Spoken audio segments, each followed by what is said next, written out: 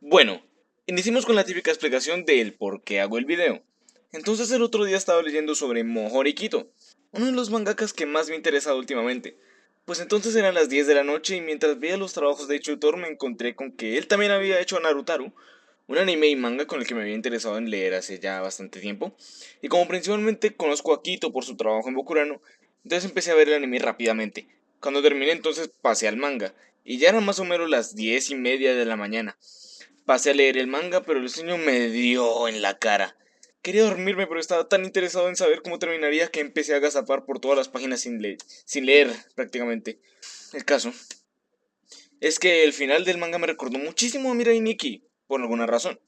Pues en ambos el protagonista se convierte en una especie de dios y se le es puesta la tarea de crear un nuevo mundo. En Mirai Nikki este final es más o menos como y todos fueron felices. Mientras que, spoilers por cierto, en Naruto se nos da a entender que Shina no creó el mundo nuevo, pero da a parir a su hija y a su, llamémosla sombra, da a parir a su hijo. Y pues eso termina de una forma muy extraña. Entonces me hizo pensar en Bokurano otra vez. Pues el concepto de Bokurano es casi el mismo que Mirai Nikki. A ver, entiendan. Poder poner a adolescentes a enfrentar situaciones de vida o muerte, y sabiendo que Quito más o menos ya lleva unos 15 años escribiendo la misma historia o el mismo tipo de historias, no es necesario saber cuál es el mejor. Más en esta review, llamémosla review comparativa, veremos qué es lo que hace Okurano en contraste a lo que hace Mirai Nikki, para ver en qué falla una y en qué sobresale la otra. Después de tanta introducción, empecemos. Miremos entonces a Mirai Nikki primero y analicemos qué es lo que el autor nos intenta decir con su obra. Obviamente, si vamos en orden cronológico a su obra, al principio nos quería mostrar cómo es que un chico aparentemente autista es puesto en una situación de vulnerabilidad que nunca había sufrido antes y por tanto su personalidad va a cambiar desde el inicio, haciéndose obvio el comienzo del cambio no solo con la aparición de Gasai Yono, sino también con su primer lanzamiento ofensivo del cual se nota su duda. Ahora contrastemos con Bokurano, pues Bokurano inicia de manera más sutil. Se nos presenta unos personajes, en total 15, quienes están descansando y se ven puestos en un juego donde sus vidas se ponen a riesgo. Es el mismo concepto si notan y obviamente se nota que su fin es el mismo, desarrollar unos personajes fijándose en su personalidad y sus cambios mientras los sucesos pasan. Mas hay una diferencia que es menester saberla. Bokura no, a diferencia de Mirai Nikki, no tiene protagonista. ¿Y por qué esto es una desventaja? Por así decirlo.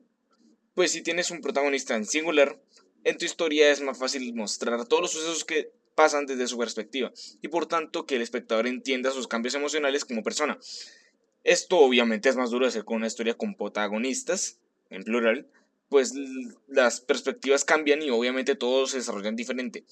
Aún así, Bokurano logra ser mejor en este aspecto que Mirai Nikki, en el cual tenemos un protagonista que pasa a ser tímido a ser loco, y luego pasa a ser un héroe para volverse tímido otra vez.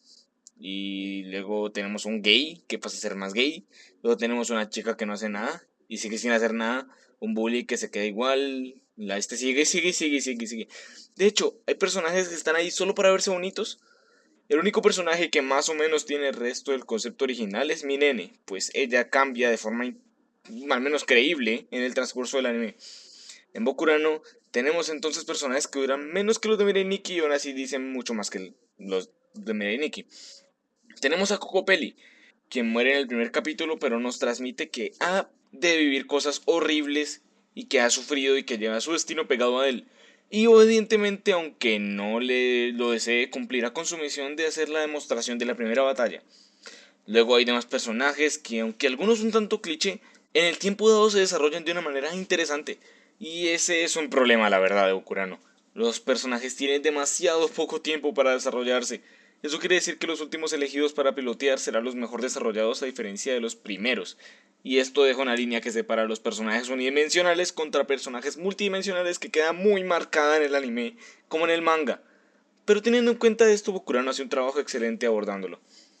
Ahora miremos otra faceta presente en ambos animes, la acción. Obviamente, aunque en Bokurano este no es el foco, las escenas de acción son decentes, teniendo en cuenta que las batallas de robots suelen durar entre más o menos 3 a 6 minutos. Contrastando con esto, miren que tiene unas escenas de acción bastante buenas, puesto que a este le cambia el foco. Por consiguiente, la acción es más intensa, la animación se adapta para esto y se intenta usar un diálogo con poca intensidad para no distraer del dulce acción del espectador, cosa que Bokura no hacía a medias. Esto obviamente se nota demasiado en los diseños de personaje y lo que quieren conver. Por ejemplo, en Mireniki el diseño de personajes se puede resumir en que todos están listos para la batalla, todos están locos y... ¿qué mierda? En Bokurano el trabajo de diseño es fascinante.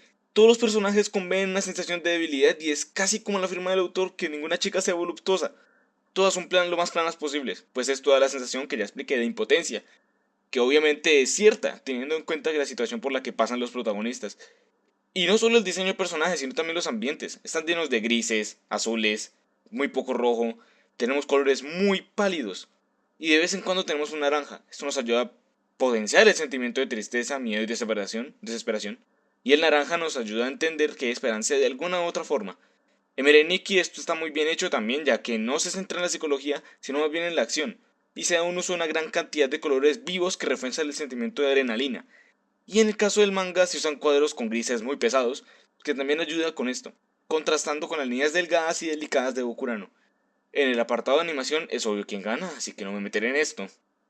El caso, Bokurano y todos los trabajos de Kito convén debilidad y se centran en lo psicológico, cosa que realmente amo en los animes. Bokurano coge la idea del survival game y se centra en los psicológicos, mientras que Mirai Nikki coge la otra cara del survival game y se centra en la acción principalmente. Y aunque esto parezca que está en balance, Bokurano gana esta pelea. ¿Por qué? Puesto que Mirai Nikki se centra en la acción, pero igualmente como un pequeño tryhard, intenta que su historia sea oscura y profunda, y esto lo hace mal, muy mal. De hecho, en contraste con Bokurano, solo se centra en su historia, y lo poco que tiene de acción lo hace decente. No excelente, pero bien, gracias al drama incluido esto hace que se sienta mucho más pesado. Y esto viene de mi experiencia con cada una. Con Berenike cuando salió me dejó impactado con las posibilidades que tenía, y me vendió su historia como algo con un plot profundo, que al final, obviamente me decepcionó. Más con Bokurano no me esperaba absolutamente nada, solo quería ver un anime y ese fue el primero que apareció. Y me llevé una muchísima gran sorpresa, que después de 3 años de haberla visto, he querido hacerle esta review comparativa. E igualmente siento no poder hacerle una review a fondo, que se lo merece la verdad. Pero es que estoy muy ocupado con un proyecto más grande que valdrá la pena. Igualmente, doy un pequeño adelanto de que se viene el canal, y son las quick review de videojuegos donde pienso analizar rápidamente un videojuego, o sea, hace menos de un minuto más o menos. Bueno, creo que eso es todo por hoy, así que eso fue todo, me despido hoy, yo soy Hikaji, hasta la próxima.